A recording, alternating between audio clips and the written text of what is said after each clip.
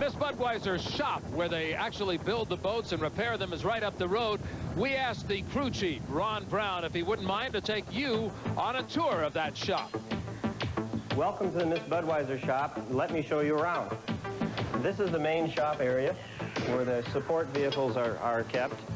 The shop is 200 feet long and 120 feet wide, and we basically house 3 boats in here along with the 2 transport vehicles. This is the engine room. This is the assembly area for the engines in here. The engine parts that you see here on these racks represent the spare parts that we build up on a yearly basis.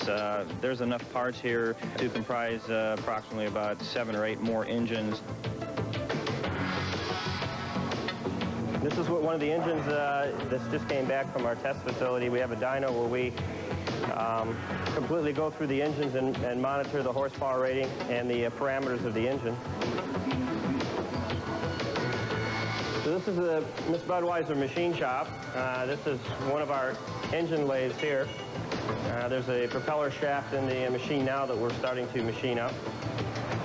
And over in here, we have another milling machine along with some parts that we're reproducing over there, another lathe in here. So we're basically self-sustained here in the machine shop, where we can build virtually anything that goes onto the Miss Budweiser, build it right here in-house.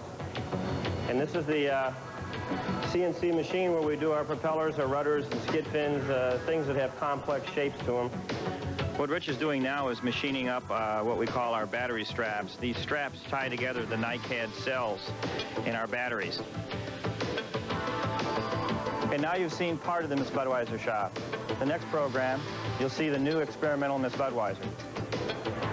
Some of the ideas and some of the background that'll give you a little bit more of a basis in understanding unlimited hydroplane racing. In Heat 3B, we're going to see the American Spirit in Lane 1, Oh Boy Alberto in Lane 2, Kellogg's Frosted Flakes, Taco Time, and the Cooper's Express rounding out the field.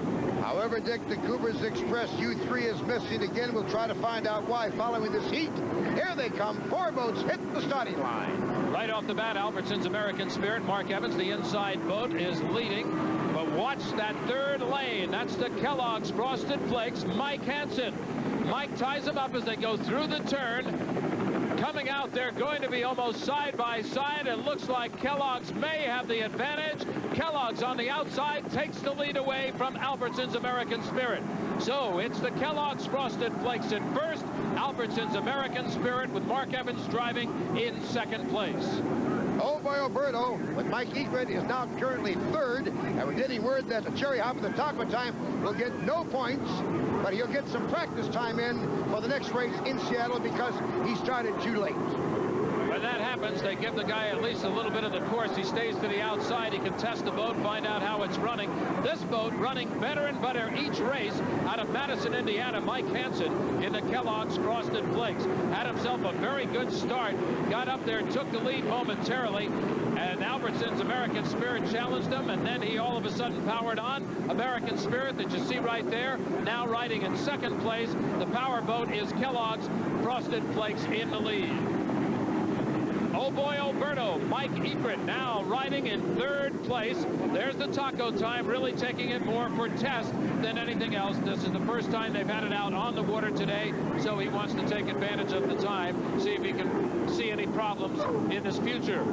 If you hear some cheering from the 13,000 owners of the Kellogg's Frosted Flakes, it's from Madison, Indiana. The citizens of that town own this boat, and right now the driver of the boat looking at the checkered flag, Mike Hansen. A happy moment for him. His fastest lap, lap number 1, 149.104 miles per hour. American Spirit 2nd. Oh Boy Alberto is 3rd.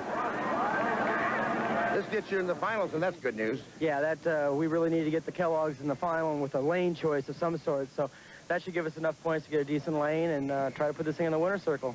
Bob, your team has improved right along, and Madison has to be proud. Well, I'm mighty proud of this guy and our whole team, Charlie Grooms and his brother Larry, for all he's done with these engines and et cetera, and the whole team, just everybody, and we're awful proud for the city of Madison and for Kellogg's.